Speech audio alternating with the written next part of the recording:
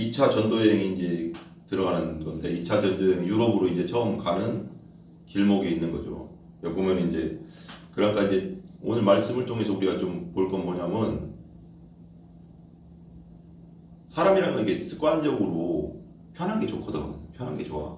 뭐든지 이게 했던 게 또 하고 싶지 다른 걸 한다는 게 쉬운 일은 아니거든요. 그러니까 이제 바울도 이제 아시아 지금 말하자면 터키 요번에 지진 나잖아요. 그쪽이 터키 말하자면 그쪽 위에 뭐 갈라디아 지역이거든요. 그게 갈라디아 지역 무슨 말하자면 우리말로 말하면 무슨 충청남도 경상도 이런 식으로 그게 갈라디아 도시가 아니라 지역 갈라디아 주 뭐 이런 식의 도예요. 도 갈라디아 지역 뭐 이런 식으로 해서 이제 그쪽 터키 지역을 지금의 소아시아 지역을 다 복음을 1차 전도 때 했는데 다시 그쪽을 또 좀 더 다른 쪽으로 해서 좀 더 전하려고 했어요. 그래서 바울은 좀 익숙하기도 하고 자기 이제 그런 뭐라고 할까 바울의 이제 전도 계획이 그렇게 있었죠.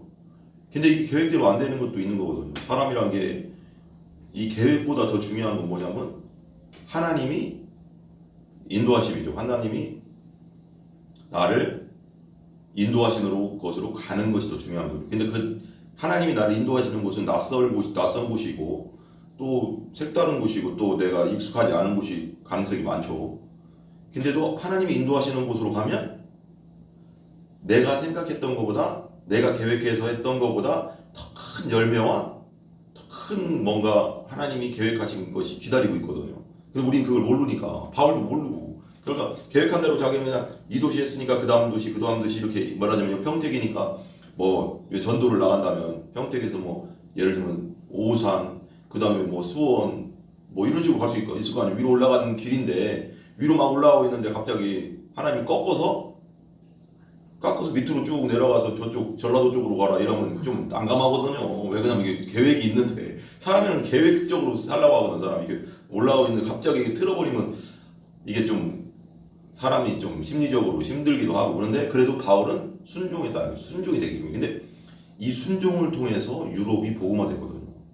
우리가 볼 수 없는 일이 일어나는 거예요. 그러니까 마게도냐, 그러니까 소아시아에서 건너가면 이제 저쪽 그리스 쪽인데 이 이스탄불 왜 터키 도시 보면 이스탄불에서 넘어가면 그리스예요. 바로 이렇게 마게도냐 지나서 그리스로 넘어가거든요. 그래서 이 마게도냐 첫성 빌립보로 가면서 여기서부터 여기 이 유럽 첫 번째 전도 지역이 되면서 유럽이 중세 거의 1000몇 년 동안 예수님 그리스도교가 중흥했잖아요. 그러니까 어디로 복음이 흘러가냐에 따라서 이 결론이 유럽을 복음화시키고 유럽이 이제 선교에서 미국으로 와 미국에서 이제 우리나라로 이렇게 아시아로 온 결과가 된 거지 2000년 동안. 그러니까 이게 내 생각보다 더 중요한 건 하나님의 인도하심이고 그리고 하나님께 맡길 때 더 큰 뭔가 하나님이 보여주시고자 하는 게 있다. 분명히 있다. 그래 나는 힘들지. 나는 이게 계획대로 가려고 하는데 우리는 계획대로 가려고 하잖아. 근데 확 꺾으면 그 순간 힘들지만 하나님의 뜻이 있다는 걸 알기 때문에 그 길을 가면 분명히 거기에 뭔가 있다. 하나님이 더 큰 걸 예비하신 게 있다라는 걸 우리가 믿고 가야 되거든요. 6절 보세요. 성령이 한번 읽어볼게요. 같이 시작. 성령이 아시아에게 말씀을 전하지 못하게 하시거늘 그들이 부르기아와 갈라디아 땅으로 다녀가. 아시아랑 아까 소아시아죠. 소아시아 그 터키 지역인데 말씀을 전하지 못하게 하셨대. 성령이 못 전하게 했죠. 그러니까 내 계획대로 하지 말라는 거예요. 지금 하지 못하게 하고 성령이 전하지 못하게 했어. 그들이 부르기아와 갈라디아 땅, 갈라디아도 아까 지역이라고 했잖아. 부르기아도 지역이에요. 갈라디아, 부르기아 이렇게 지역이 있어요. 이렇게 말하면 지금 말하면 아까 도 같은 거예요. 도 무슨 충청남도 막 이런 식으로 도. 그런데 그쪽으로 막 다녔어. 근데 성령이 뭐래?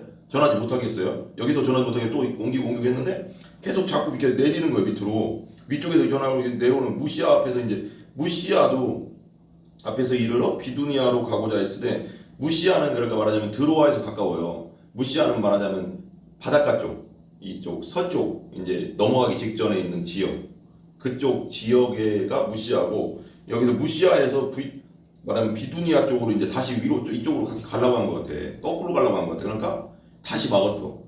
막아서 비두니아라고 하고자 했어요. 예수의 영이 허락하지 아니야. 이것도 성령님이죠. 예수님의 영이 예수님이 막는 거야. 그러니까 나는 성령이 첫 번째 1절에서는 성령이 아시아에서 말씀을 못 전하게 해가지고 이렇게 막 뺑뺑 돌다가 여기까지 왔는데 또다시 이쪽으로 가려고 하니까 예수님이 또 그쪽으로 또 막는 거야. 자꾸 막어. 뭔가 그럼 여기서 이제 깨닫는 바가 있어야 되잖아. 그러면 사울은 하나님께 민감한 분이니까 아 여기 뭔가 하나님 뜻이 있구나라는 거지. 분명히 여기서는 깨달았을 거야 어느 정도. 그런데 그러다가 이제 무시아를 지나 이제 무시아에서 드로아는 항구예요. 항구. 드로아에서 이제 말하자면 드로아는 이 마게도냐 이 그리스에서 들어오는 배가 들어오고 우리도 여기서 이 소아시아에서 유럽 쪽으로 가는 배가 이제 큰 항구거든요. 이 드로아는 뭐냐면 우리 말하면 저기 갑자기 생각나는 우리 트로이 목마 알죠? 트로이 목마 그 트로이가 이 드로아에서 16km 이쪽 16km 정도 북쪽에 있어요.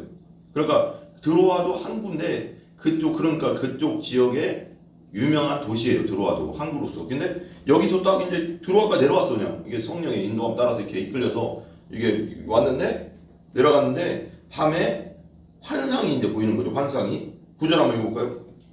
시작. 밤에 환상이 바울에게 보이니 마게도냐 사람 하나가 가서 그에게 청하여 이르되 마게도냐로 건너와서 우리를 도우라 하거늘. 여기서 보면 이제 6절 7절에 성령이 막으시고 또 7절에는 예수님이 전도를 또 그쪽에서 막으시니까 두 번 막혔잖아요 지금. 그럼 뭔가 여기서 바울이 뭔가 여기서 기도하고 있었을 거나 기도를 하고 있거나 뭔가 하나님 어떻게 할까요? 라고 기도하고 있거나 또 생각도 했겠지. 뭔가 여기서 전하는 게 하나님 뜻이 아닌 거라는 걸 분명히 뭔가 이제 깨달음이 왔을 거야. 그런데 이제 그런 생각을 하고 있는 사이에 우리 상상을 해보자고요.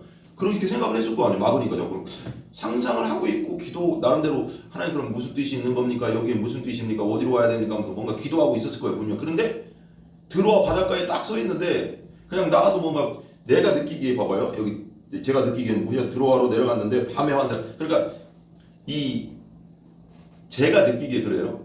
밤에 나가서 이제 혼자 이제 이게 산책 같은 거 한 것 같아요. 느낌이 바닷가를 산책하면서 하나님의 뜻을 한번 자꾸 이제 기도하면서 느꼈겠지. 하나님 어떻게 하는 게 좋을까요? 어디로 갈까요? 하면서 계속 뭔가 묵상하면서 생각하면서 자꾸 이렇게 막으시는 게 하나님 뜻이 있을 것 같은데 하면서 막는데 갑자기 저쪽 유럽 쪽 마케도냐 바다 쫙 건너 그렇게 멀지는 않아 이렇게 그 거리가 그래도 멀죠. 바다 건너에서 그 환상이 보이는 거죠. 어떤 환상이 보이는 거예요.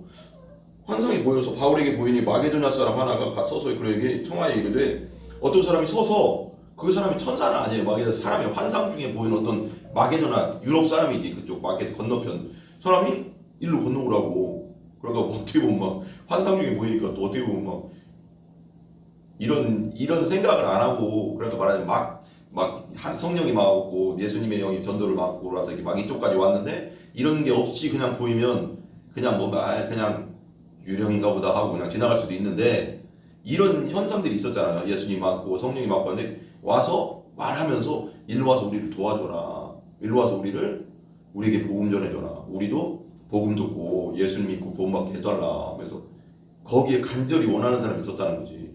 이 구원이 필요한 간절한 사람이 지금 마게도냐에 있었다는 거. 그러니까 하나님 그 환상을 통해서 마게도냐 사람의 환상 중에서 일로 와서 우리를 도와줘라, 건져줘라, 우리도 복음 듣고 구원받게 해라 하면서 부르는 거예요. 그러니까 그걸 딱 보는 순간 깨닫는 거지. 절로 가라는 거구나. 지금 내가 여기 이쪽 지역에서 계속 나는 계획적으로 그냥 이 도시 가면서 계속 전하려고 했는데 하나님이 여기가 아닌가 보다. 막을 때는 분명히 뜻이 있는 거거든.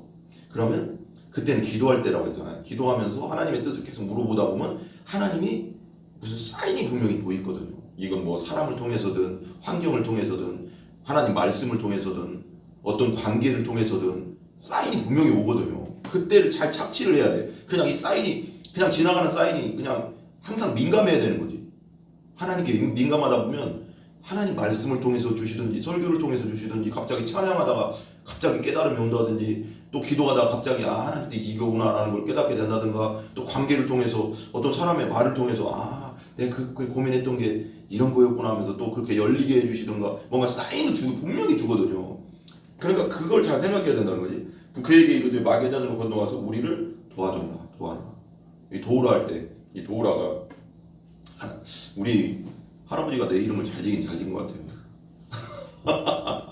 제 이름이 빛날 불꽃, 요즘 불꽃병이라고 하더라고요. 불꽃병. 옛날 빛날병이라고 하는데 빛난다 병자에 지금 불꽃병으로 하더라고. 불꽃병으로도 하라. 불꽃병 돕다 조거든요.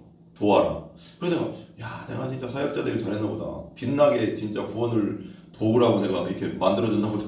옛날에 그런 생각을 안 적겠지만 제 이름 나름대로 풀어보니까 돕는다는 뜻이 되게 좋더라고. 여기도 도우라잖아. 와서 도와라, 나를 도와달라. 농담해요. 또 그렇게 생각하지 마시고 불좀 보면서. 근데 그렇다고요. 근데 돕는 게 되게 도우라고 하니까 바울이 그 환상을 보고 계속 묵상하고 있었으니까 10절 한번 보세요. 마지막 같이 읽어봐요. 시작. 바울이 그 환상을 보았을 때 우리가 곧 마게도냐로 떠나기를 심쓰니 이는 하나님이 저 사람들에게 복음을 전하라고 우리를 부르신 줄로 인정함이라고. 인정하잖아. 하나님 뜻이 여기 있구나. 내가 계속 이렇게 성령이 맡고 여기 6절에 성령이 맡고 전도를 맡고 무시하고 또 이런데 예수님의 영이 또 허락지 않고 복음 전하는 그쪽에서 그럼 이쪽이 소아시아 지역 여기서 전하지 말라는 걸 분명히 알았어. 근데 어디로 갈까요는 없잖아 지금. 그러니까 자기 마음대로 움직이지 않잖아 바울이. 그래서 어디로 갈까요? 뭔가 묵상하고 기도하고 있었는데 저쪽에서 환상 중에 나타나서 일로 와서 나를 도우라 하니까 바울이 거기서 확 깨닫는 거지. 그러니까 우리가 항상 깨어있는 게 중요한 거예요. 항상 뭔가 막힐 때 기도해야지. 뭔가 안 될 때 기도해야지. 내 계획대로 뭔가 가고 있는데 뭔가 자꾸 하나님 뭔가 막는 듯한 느낌이 있고 계획대로 안 될 때 그때는 기도해야 되는 거지. 그럼 기도하면 아까 말한 대로 여기서 환상 중에는 우리도 환상 나타날 수 있으니까 환상 중에 보여줄 수도 있는 거고 기도 중에 깨달았게 해줄 수도 있는 거고 또 말씀 중에 우리에게 사인을 줄 수도 있는 거고 모르니까 분명 그렇지만 기도하면서 깨어 있어야 된다는 거예요. 그 순간에 그렇지 않으면 그 사인이 와도 알까요 모를까요? 모르지. 몰라. 이게 진짜 사인을 줬는데도 몰라. 이 분별이 안 돼. 그러면 답답한 거지. 하나님도 차라리 2%를 써야 되나 말아야 되나 이런 하나님도 고민스러울 거 아니요? 그렇잖아. 사인이 왔을 때는 민감하게 항상 하나님과 이 코드가 맞고 전파가 통하고 항상 있어야지. 기도로 통하고 있어야지. 사인이 왔을 때 이 하나님 뜻이구나 하는 거 아는데 하나님 사인을 줘도 뭔가 하고 가만히 있으면 쓸 수 있겠어. 이거 못 쓰지. 하나님 일꾼으로. 근데 바울은 그걸 민감하게 반응하고 있었다는 거야. 그리고 나서 이제 뭐였겠지. 이제 팀이니까 바울 혼자 다닌 게 아니고 팀으로 다녔으니까 팀원들을 모아서 우리가 막혔지 않냐. 성령이 또 여기서도 막았고 예수의 형님이 영이 또 여기서도 막았지 않냐. 이 지역에서 분명히 내가 그렇게 기도를 하고 있었거든. 근데 환상 중에 그렇게 보이더라. 하나님의 뜻인 것 같다. 그리고 다 같이 모아놓고 기도하고 떠나거든. 그거거든. 그리고 리더십은 뭐냐면 리더십은 하나님의 뜻을 받은 다음에 그걸 그 성도나 그 또 리더들에게 얘기해서 같이 하나님의 뜻을 받들고 가게 하는 게 리더십이지 내가 막 끌고 가는 게 리더십이 아닌 거지. 하나님의 뜻을 받은 사람이 말한 최고 리더가 하나님의 뜻을 받았으면 그걸 기도하면서 얘기해주고 그걸 또 다 같이 통합해서 한 마음 한 뜻이 돼서 나가야 되거든. 그게 리더십인 거예요. 그 영적 리더십이지. 그게 막 우리 세상에 그냥 대통령처럼 끌고 가는 게 아니라 우리는 하나님이 리더지 우리가 리더가 아니니까. 그래서 내가 되게 중요하다는 생각을 들고요. 성령이 인도를 우리가 항상 부려야 되는 것 같아요. 우리는 솔직히 거기 가기 싫어. 나는 사역만 하고 싶어. 여기만 있고 싶어. 근데 또 하나님이 이쪽으로 또 가서 이런 일을 또 했으면 좋겠다 하는 건 있을 수도 있잖아. 그러니까 하나님께 맡길 줄 알아야 되는 거야. 하나님께서 가장 좋으신 뜻대로 인도해달라. 우리는 알 수 없으니까 그 미래를. 근데 하나님이 인도해 주시는 대로 그대로 순종해 나가면 우리가 알지 못하는 크고 비밀한 일이 있다는 거예요. 그 안에는 우리가 생각하지 못한 보화가 있다는 거예요. 새로운 환경으로 바뀌는 건 사람은 힘들거든요. 무조건 힘들지만 그 새로운 환경으로 갔을 때 하나님이 예비하신 큰 은혜와 축복이 있다는 거예요. 이 은혜가 있다는 거지. 이 안에서 오늘 그래서 이 상황을 통해서 마게도냐로 건너감을 통해서 유럽이 완전히 나중에 복음화가 되는 것처럼 그 바울은 거기까지 깊게 생각을 안 했을 거예요. 근데 하나님의 뜻은 우리가 생각하는 것보다 훨씬 크다. 그러니까 항상 하나님께 맡기고 하나님의 뜻에 맡기고 하나님의 성령의 인도함을 민감하게 반응할 줄 아는 우리가 돼야 됩니다. 그게 반응이 안 되면 하나님이 사인을 줘도 어떻게 돼? 멍하니 있다가 시간만 보내는 거지. 그럴 수 있을 것 같아요. 우리가 기도합시다.